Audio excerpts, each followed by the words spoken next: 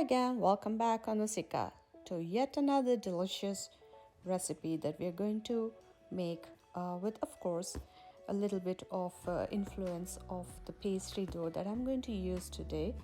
And always things don't have to be cooked. I'm using the mushroom and the onions and the potatoes, which I'm not going to be cooked, but I'm going to add some salt to soak out all the water. So let's get started.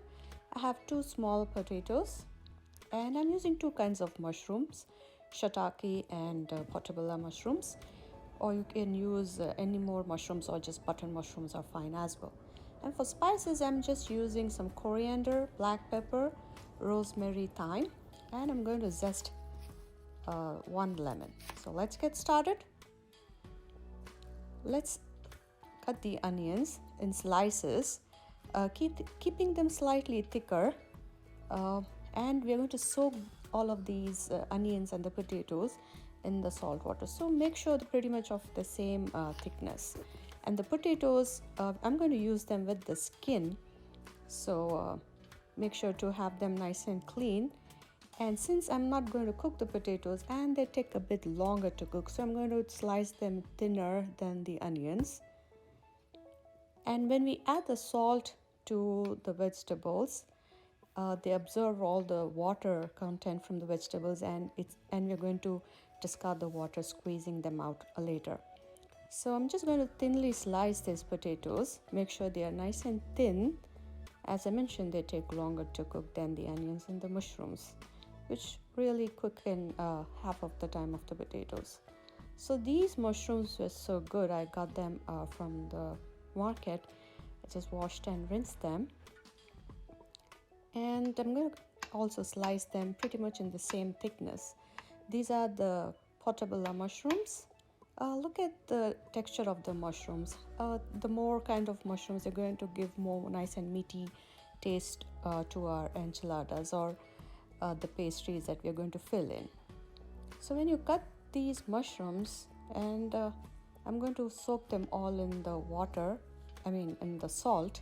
I'm going to sprinkle some salt on them and going to rest this for some time, maybe half an hour to 45 minutes. So all the water, because of the salt, it gets released out from the mushrooms, and we're going to drain this water as we're going to make the filling inside the pastry dough or the enchiladas. So the water, when we are cooking, there's no moisture in the vegetables. That's why we're doing this. Make sure not to skip this step. And similarly, I'm going to do that with the onions and the potatoes as well. So make sure to separate each of the onion layers out, and separate the potatoes as well if they are any stuck to each other. So I'm going to salt, a tablespoon of salt is enough that I just used. So the spices that I'm going to use are coriander and peppercorn, the whole one, and some dry rosemary. If you have the powder one, you can just use it. I'm going to crush them together so they're nice and not very fine, but just enough so they are not coming between while we eat the enchiladas. So look how I'm going to squeeze out the water and show it to you how much of water is being released since we added the salt to our mushrooms. So this way we don't have to cook the vegetables, but all the moisture content in the vegetables, we are going to take them off. Similarly, I'm going to do with the potatoes and the onions as well. I'm going to squeeze out all the water from them, and we're going to use them to make the filling for our enchiladas.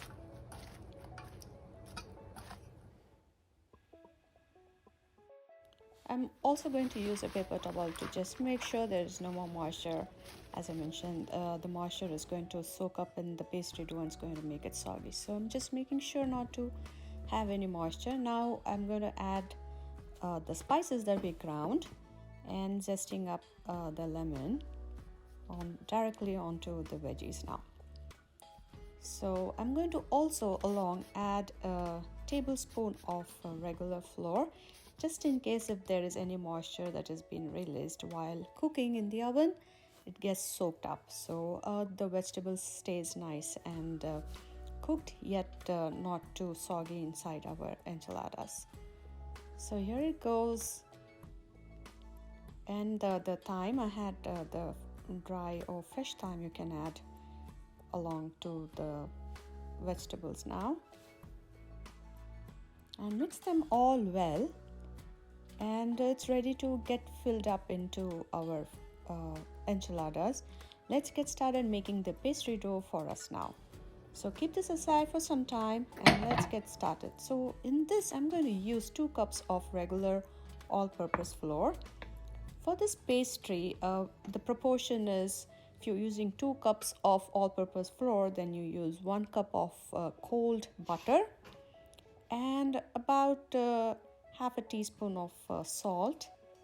And we're going to cut this butter into small cubes so it's easy for us to mix. I'm not going to use any food processor or a hand blender. I'm just going to use the regular old-fashioned method to make it with our hand, as most people can use this if they do not have a food processor. So let's make the old-fashioned way. I'm going to crumble up all this cold butter into the flour. Make sure the butter is nice and cold.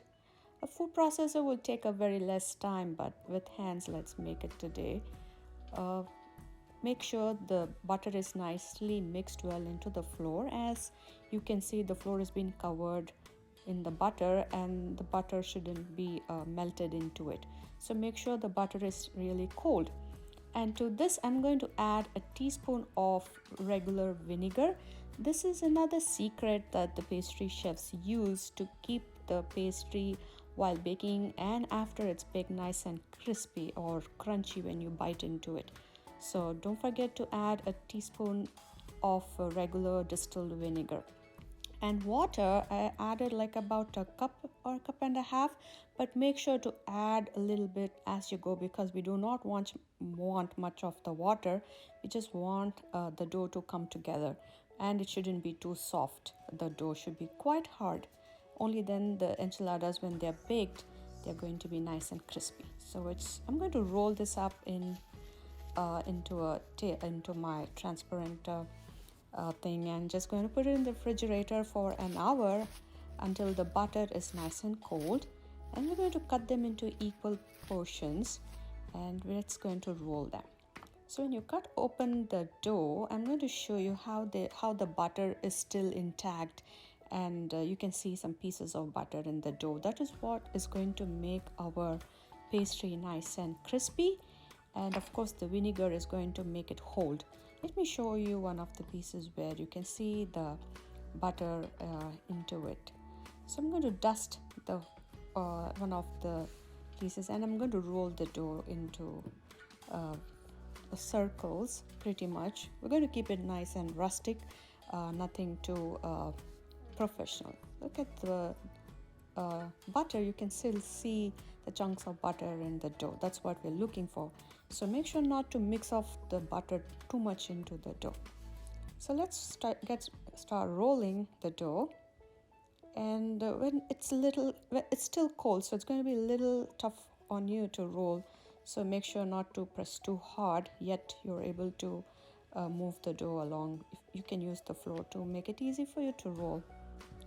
So this is definitely going to be a very rustic enchilada, not too professional. So let's have the filling into the pastry dough.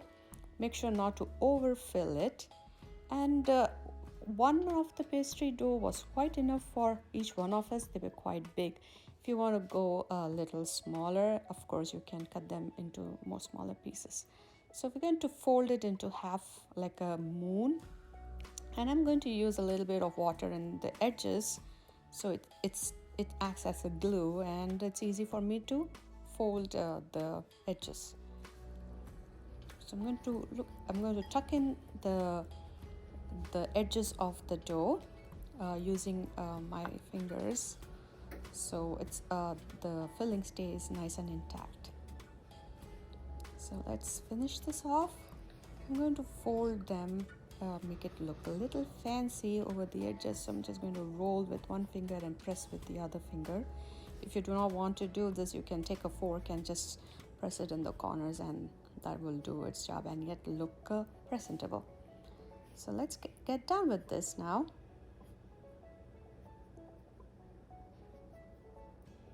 It looks like we're pretty much done with the edges, and I'm going to bake them in my oven around 375 degrees Fahrenheit. And I'm going to brush them with a egg wash. So I'm going to use 1 egg yolk and 1 to 2 tablespoons of water and mix well. Oh, the egg yolk. I mean, I'm better than this. This was just an accident. But let's finish off making the egg wash for our enchiladas. Just 1 egg yolk and 2 tablespoons of water. Mix well and brush it on the top of each enchiladas, and put them in the oven at 375 to 380, not more than that, because we don't want it to become black in the bottom, but we want even the vegetables inside the enchiladas to be cooked as we had made the filling raw. So keep that in mind before you put into the oven. Each oven is different, so work accordingly. So here our enchiladas are done. It has a nice golden crust on top, and they came out nice and crispy, believe me. These are definitely going to be your go-to snack for any occasion, or if you're going to make it small, they can also be a good starter. And do like my channel, and if you haven't subscribed to Sika, do like and subscribe and click the bell icon for your instant new videos. And thanks for watching, and of course there's a piece of music for you to enjoy. Bye, have a good day.